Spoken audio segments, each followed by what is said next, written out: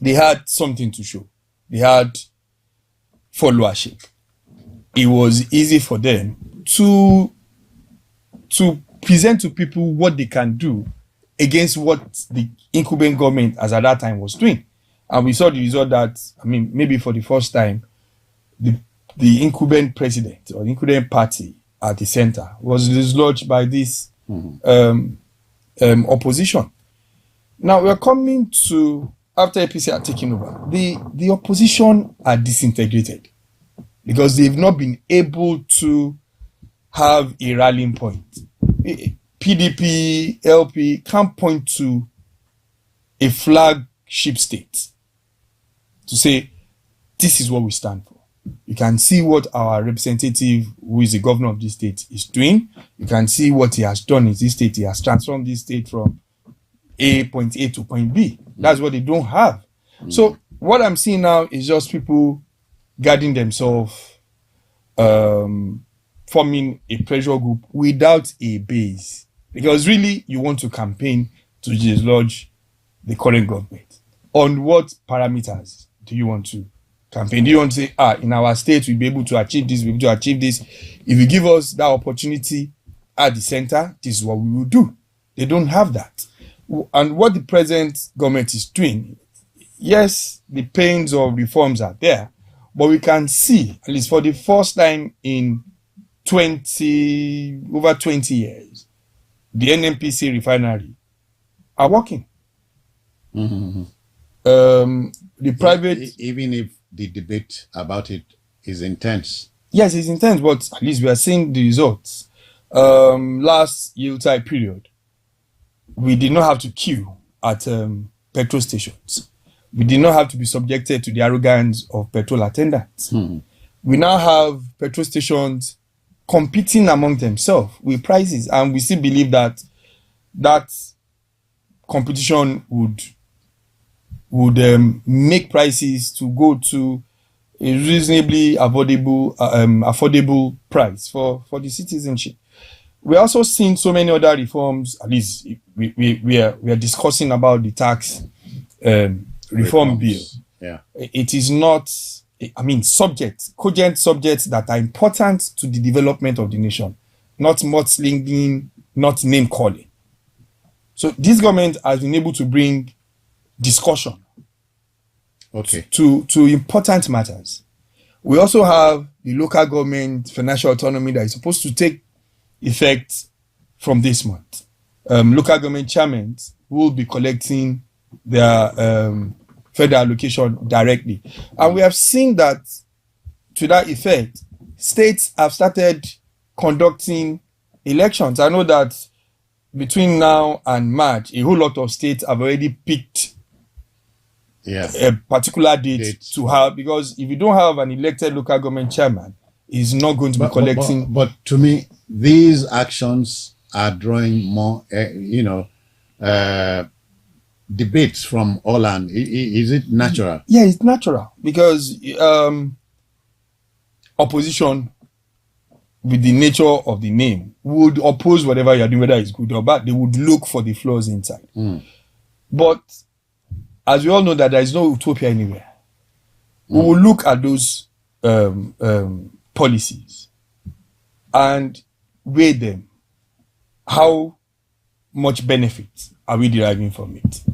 Yes, the local government autonomy is taking effect from this month, but maybe in the next 6 months, we'll be able to see how effective the direct funding that is going to the local government has on the grassroots.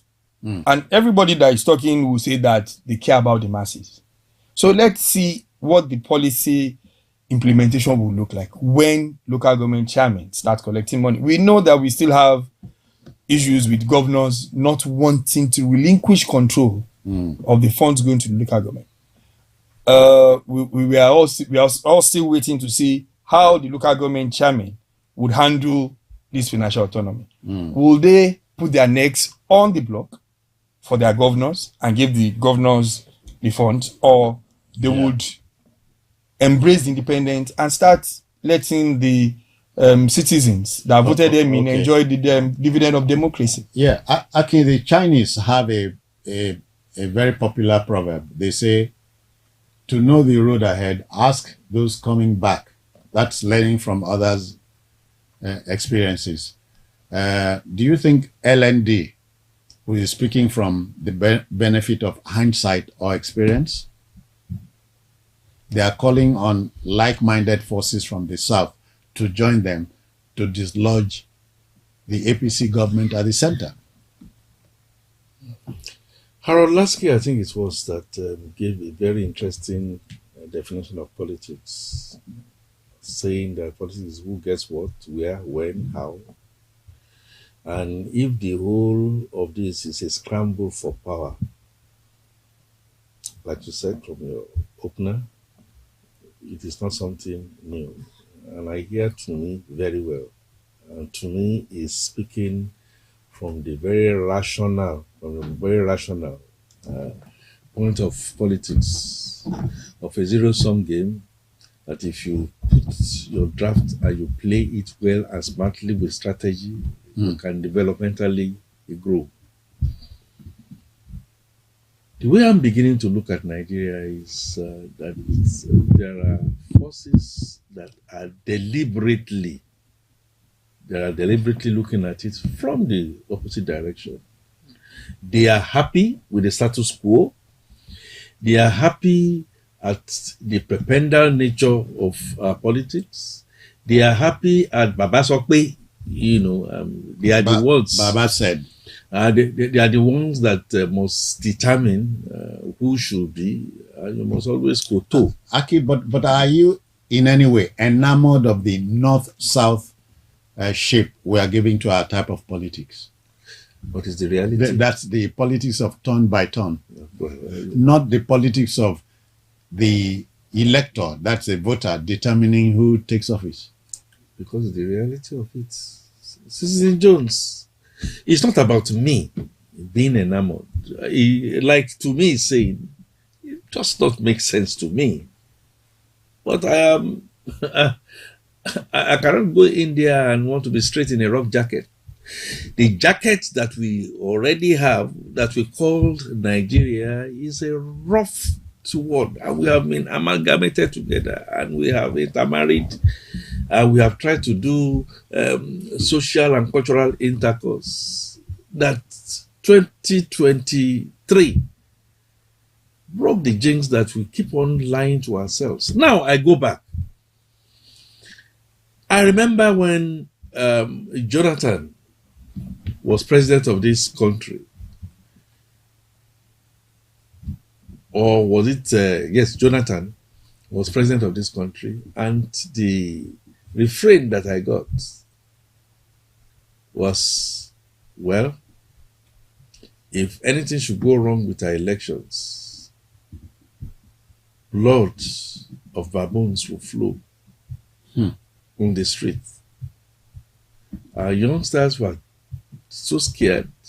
I'll always remember that you are scared to go up north to go and sound youth call because you are not sure that you may come back alive. Okay. When Jonathan conceded defeat, there was a sigh of relief. But that concession was not something that was just done straightforward. There were coalition. Bola Ahmed Tinubu continues to remain the pillar of saying, yes, I am going to concede this, I am going to support you. He did that with Atiku Abubakar. He did that with Ribadu. He did that with Bola Tinubu until now he decided that that it is my turn. And then we had that coalition of saying, look, I've done it for you up there in the north. It's now time for you to support me. And we all know that that support did not come a la carte. That support, as a matter of fact, it was even alleged that the incumbent at that time was not going to back Bola Tinubu. And then a lot of battle of long knives came into it.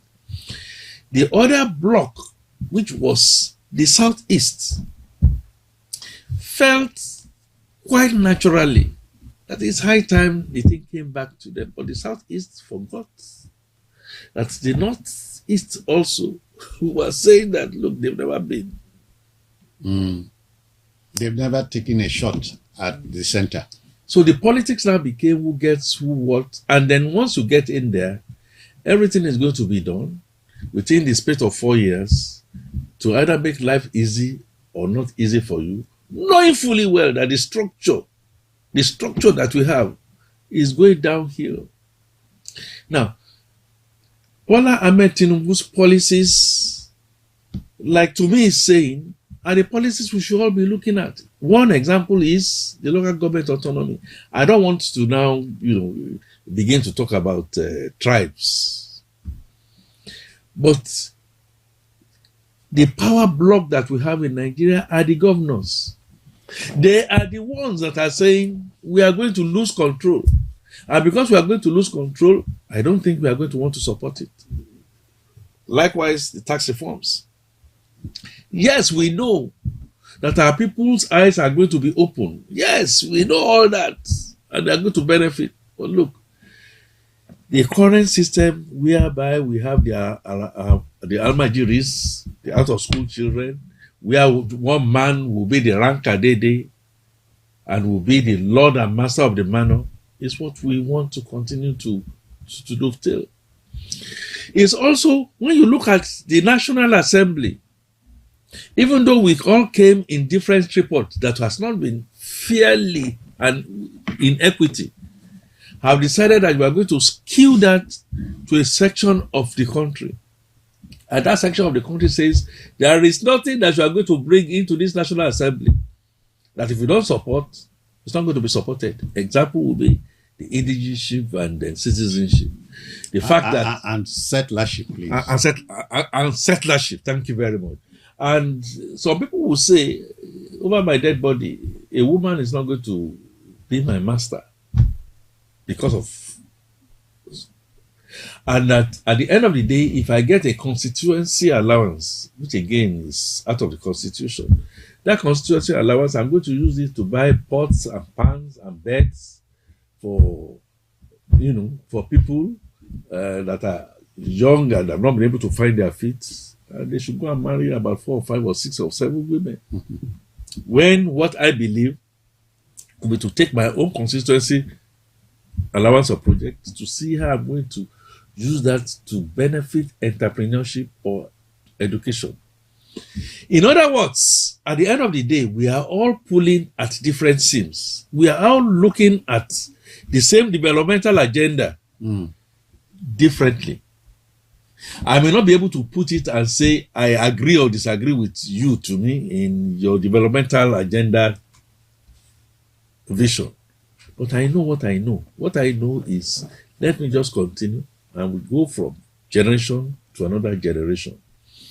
Now, if a strategy can come into place tomorrow and you see the Southeast and the North come back together, you are going to find, in my opinion, some kind of relative peace. I'm happy, and in between 1 or 2 years' time, and then we're going to say, look, I'm marginalized or not marginalized.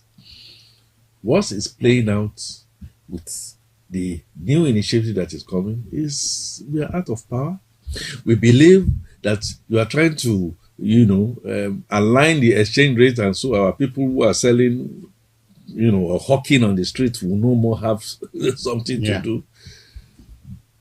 We don't want that to happen, and we must find a way to halt these reforms one way or the other, put a key leg to it. Okay. To me, let me come to you by citing a Persian proverb. It says, a stone thrown at the right time is better than gold given at the wrong time. Emphasizes the import of timing. Opposition parties in Nigeria have a rough history, with us. And so, do you see LND in flying the olive branch to the south as perhaps the opposition we've been waiting for? Well, first and foremost, does the LLD has LND? Do they have the consensus of their their immediate people. zone? Because they claim they're speaking for elites in the north. Yeah, because these elites are also part of the Arewa Consultative Forum. There are a whole lot of different pressure groups, political pressure groups all over Nigeria. So when you start talking, like I said, you talk, but yes, things look murky now in Nigeria. Now, first of all, we survived the demise of Nigeria that was prophesied by the Western nation in 2015. So we are still here. And gradually, we are tending towards important matters, deciding our electoral matters. And I'll point out, Lagos State, yes, is miles ahead of every state.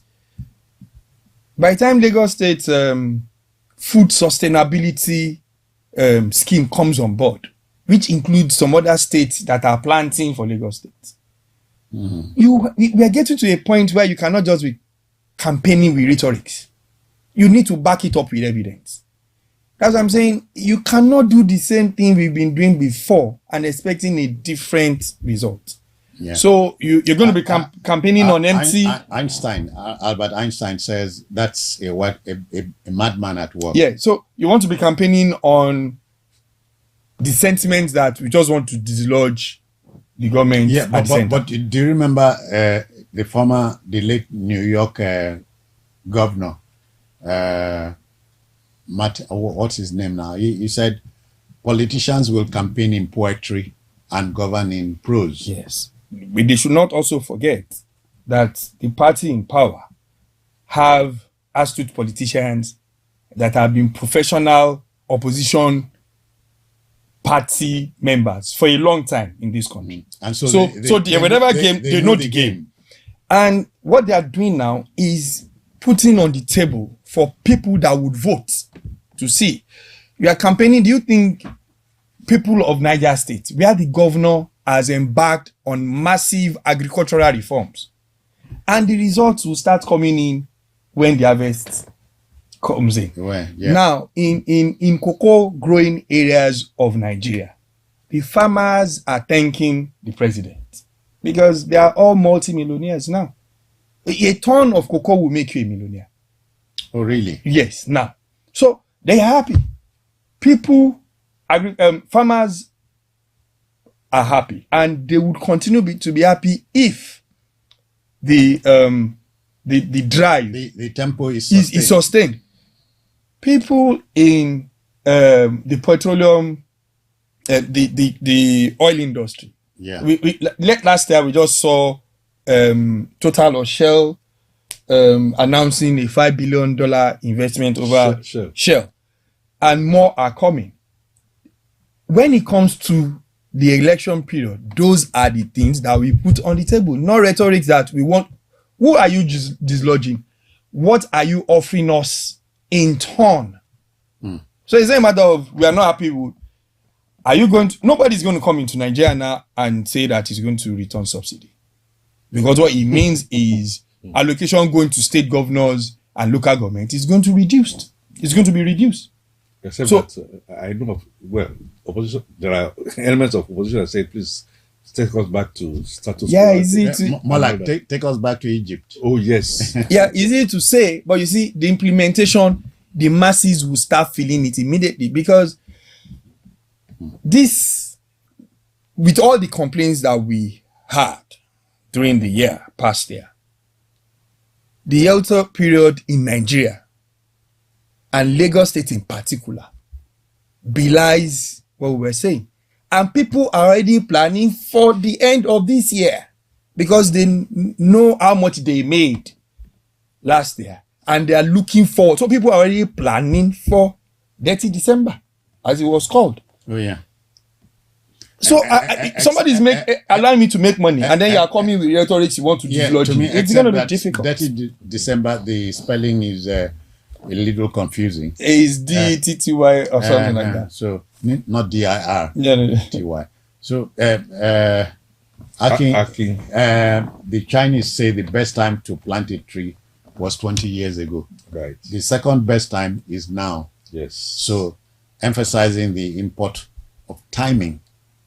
So would you say that the LND has come at the right time, or the days ahead will see a drastic change? One of my areas of interest as a scholar is this subject that we call emotional intelligence. Emotional intelligence tells you to understand self, Okay. understand the next man, and then understand your environment. The environment.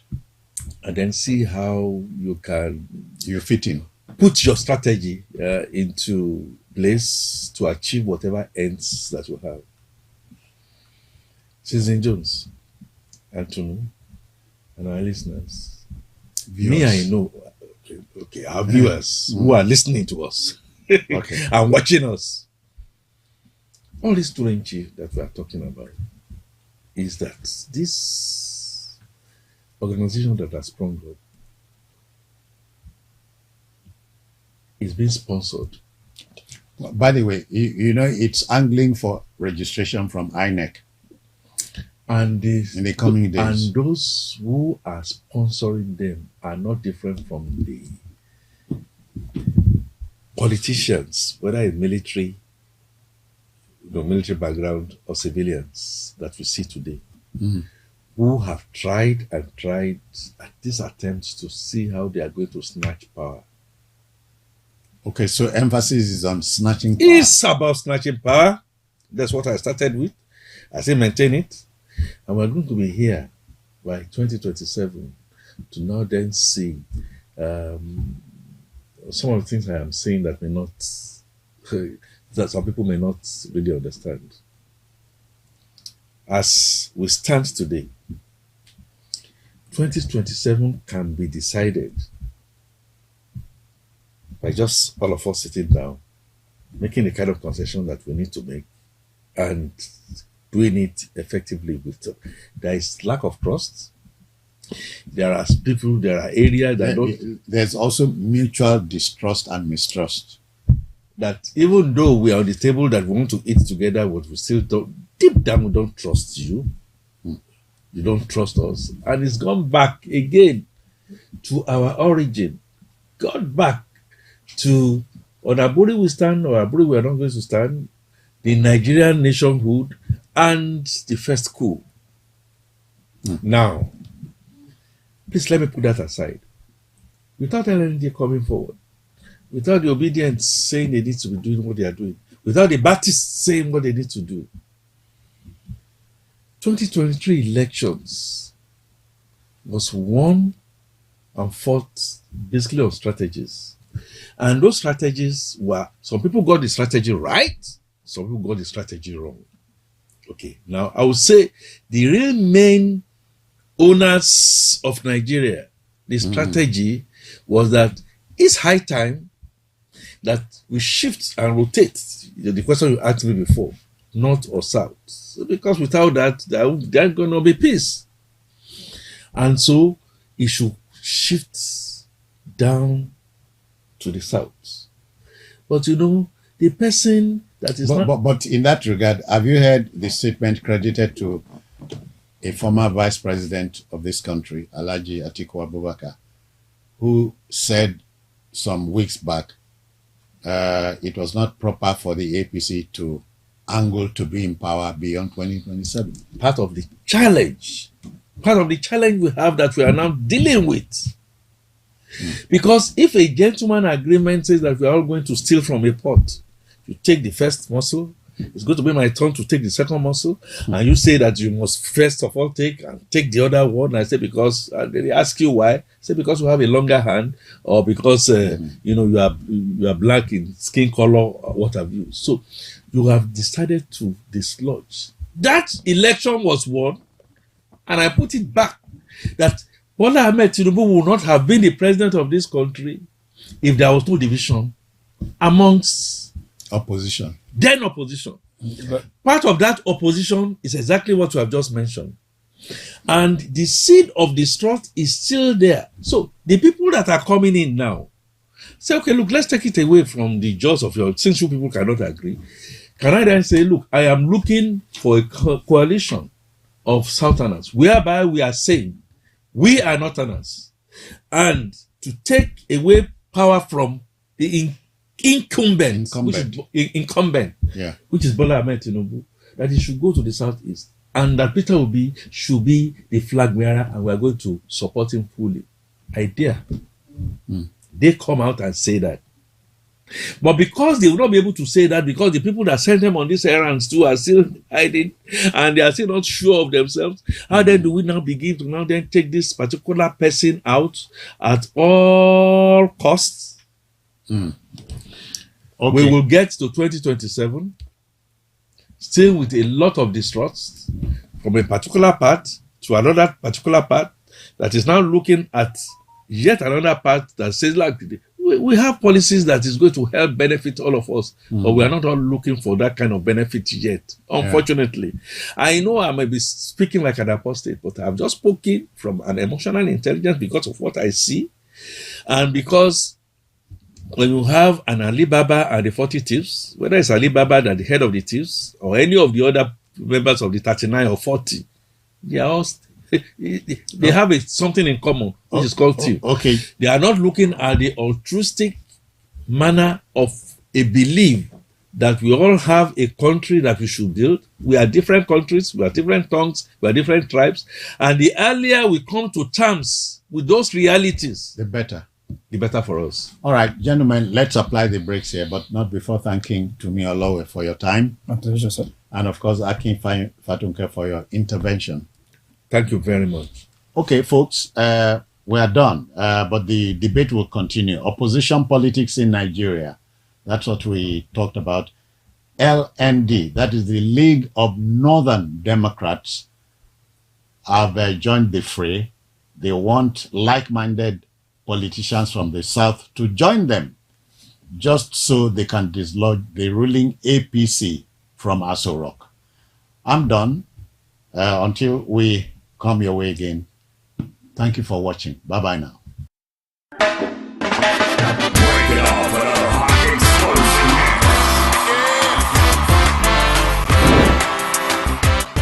Anatolia Tribute Concert featuring best of them all. Righteous Man, Imagre, Oiga Delaj, Fire, Black Alright, Mr. Simi, Alex O, Yemi Benson, Limo, Yinka Davis, Joanna J, Gloria Ib, Romeo Tech, Amos Macron, Monica Zesh, Popa Oris Williki, Compare, SKO, The Queen Adesua, DJ on the Wheel of Steel, Popa Donji. Date 2nd February 2025. Venue Freedom Park, Lagos. Time 4 p.m. Proudly supported by Freedom Park, Patagonia Multimedia Productions, FM 97.1, Tulsa, MCSN, Biscon Communication, Abitonian Classical Tribute Concert.